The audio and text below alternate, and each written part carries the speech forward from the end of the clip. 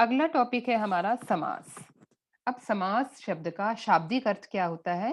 संक्षिप्त करना या छोटा करना।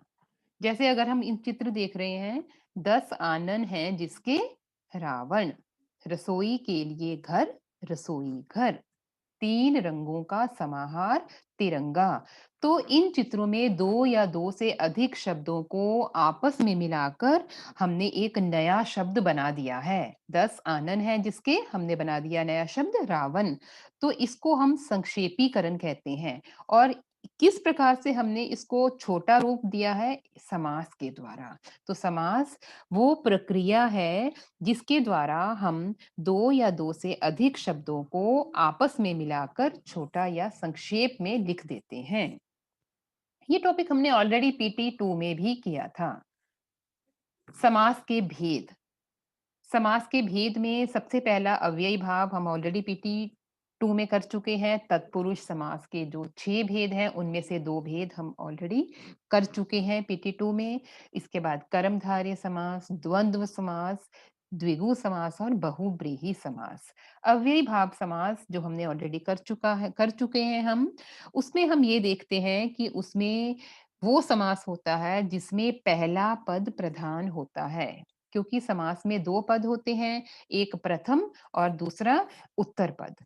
कई समास ऐसे होते हैं जिसमें प्रथम शब्द जो है वो प्रधान होता है, कई ऐसे होते हैं जिसमें दूसरा प्रधान होता है, कई ऐसे होते हैं जिसमें दोनों समान रूप से होते हैं और इसी आधार पर हम समास को इस प्रकार से 6 भागों में बाँट देते हैं।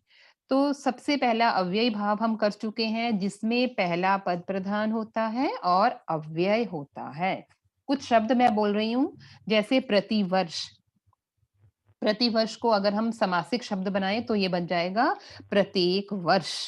यथा समय, समय के अनुसार। ये अव्ययी भाव समास के उदाहरण हैं।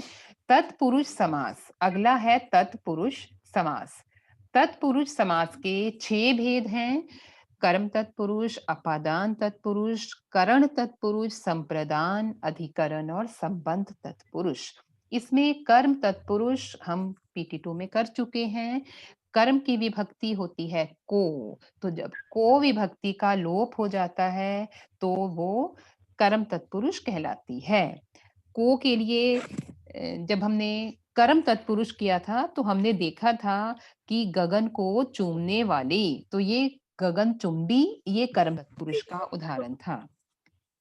नेक्स्ट है जो हमने पीटी 3 में करना है, ध्यान से सुनना है इसको। करण तत्पुरुष। ये करण तत्पुरुष कारक के जो विभक्तियां हैं उसी के आधार पर हमने तत्पुरुष को भी 6 पार्ट्स में डिवाइड किया है। करण कारक का चिन्ह होता है से या के द्वारा। याद होगा आपको, हमने 6th क्लास में कारक किए थे जिसमें कर्ता ने कर्म को करण से या के द्वारा। तो करण की विभक्ति होती है से या के द्वारा। तो जिस समास में करण विभक्ति से या के द्वारा का लोप हो जाता है, लोप हो जाता है, गायब हो जाती है, उसे हम करण तत्पुरुष कहते हैं। करण तत्पुरुष में हमेशा से या के द्वारा लगा होगा। जैसे अगर नहीं लगा है तो हमने लगा देना है और लगा के हमने समास को विग्रह कर देना है। और अगर लगा हुआ है तो हमने उसको हटा के समस्त पद बना देना है।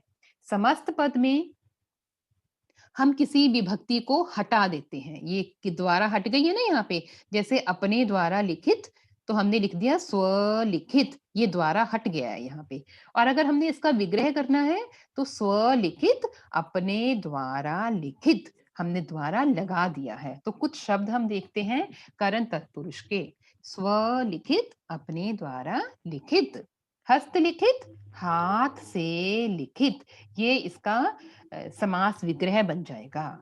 जन्मांध, जन्म से अंधा। अकाल पीड़ित, अकाल से पीड़ित। अकाल होता है सूखा, अन्न की कमी हो जाना, वो अकाल। कभी कई बार देश में प्रॉपर अन्न, खेती जो किसान है वो इतनी ज्यादा उत्पादन नहीं कर पाते जिसके कारण अकाल पड़ जाता है, अन्न की कमी हो जाती है। शोकाकुल, शोक से व्याकुल, से लगा दिया हमने क्योंकि करण तत्पुरुष में हम से लगाएंगे, क्योंकि करण तत्पुरुष की क्या विभक्ति होती है? से। भयाकुल, भय से आकुल, भय से डर गया है, डरना भय उसके अंदर है ना, माध्यम है एक, तो ये भय भयाकुल। मन चाहा, मन से चाहा, इसमें इंक्लूड है ना मन से चाहा, इसीलिए ये करण है। मैं इसीलिए करण बता रही हूँ क्योंकि से विभक्ति आगे जब हम अपादान करेंगे उसकी भी विभक्ति से है, वहां पे आपने कंफ्यूज नहीं होना है।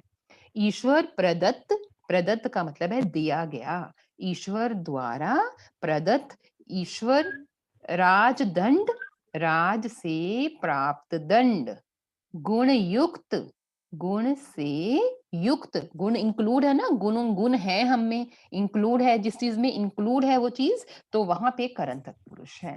वाल्मीकि कृत, वाल्मीकि द्वारा रचित या कृत या लिखी गई, जैसे रामायण वाल्मीकि कृत है, वाल्मीकि जी के द्वारा लिखी गई है। नेक्स्ट है संप्रदान तत्पुरुष। संप्रदान की विभक्ति आपको याद करनी पड़ेगी, संप्रदान के लिए, हमेशा इसमें के लिए ही लगा होगा। तो देवालय हमने लगा देना है, देवालय, देव के लिए, आलय, मंदिर को हम देवालय कहते हैं। विद्यालय, विद्या के लिए आलय। देशभक्ति, देश के लिए भक्ति। राष्ट्रभक्ति, राष्ट्र के लिए भक्ति। अगर हमें समस्त पद बनाने हैं तो हम किस तरह से बनाएंगे? अब मैं दूसरी तरह से स्टार्ट कर रही हूँ। गुरु के लिए दक्षिणा, गुरु दक्षिणा। रसोई के लिए घर, रसोई घर। सत्य के लिए आग्रह, सत्याग्रह। रास्ते के लिए खर्च, राह खर्च। लोक के लिए अर्पण, लोकार्पण। क्वेश्चन एग्जाम में किसी भी तरह से आ सकता है, चाहे समस्त पद बनाओ या समास विग्रह कीजिए। विग्रह करेंगे तो हम जो संप्रदान जो भी चिन्ह हैं उनको लगा देंगे, जब हम समस्त पद बनाएंगे तो हम उन चिन्हों को हटा देंगे। के लिए लगाना है विग्रह में और हटा देना है जब हम समस्त पद बनाएंगे। अगला तत्पुरुष का भेद है अपादान, इसको ध्यान से सुनना है क्योंकि करण तत्पुरुष की विभक्ति भी से ही होती है, अपादान की भी से, लेकिन अपादान में आपने उस वर्ड को ध्यान से पढ़ना है। उस वर्ड को पढ़ने के बाद अगर आपको उसके मीनिंग में कुछ अलग होने का भाव लग रहा है तो वो अपादान तत्पुरुष समास होता है। कुछ अलग होने का भाव है, कोई चीज अलग हो रही है, जैसे धनहीन, धन अलग हो गया है ना, धन है ही नहीं उसके पास, तो धनहीन, धन से हीन। कर्महीन, कर्म से हीन।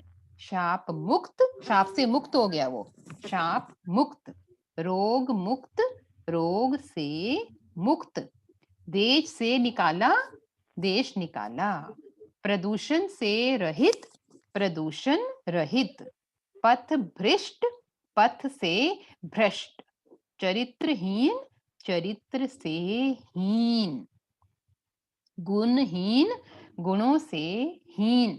ज्ञानहीन, ज्ञान तो है ही नहीं उसमें, अलग हो गया ना ज्ञान, तो इसीलिए यहाँ पे आ जाएगा ज्ञान से हीन, और ये अपादान तत्पुरुष समास होगा क्योंकि हर चीज अलग है। जैसे अगर हम यहाँ पे एक एग्जाम्पल लें प्रदूषण रहित, तो प्रदूषण रहित का मतलब है कि प्रदूषण अलग हो गया उससे, तो ये हो जाएगा अपादान। अगर प्रदूषण सहित, तो इंक्लूड है ना उसमें, वो उसके अंदर समाहित है, तो वहां पर ये करण तत्पुरुष बन जाएगा। तो ये 3 तत्पुरुष के भेद आपने करने हैं PT3 में। तो PT3 का आपका सिलेबस हो जाएगा समास में अव्ययी भाव समास और तत्पुरुष समास के पहले 4 भेद। कौन-कौन से भेद आएंगे इसमें?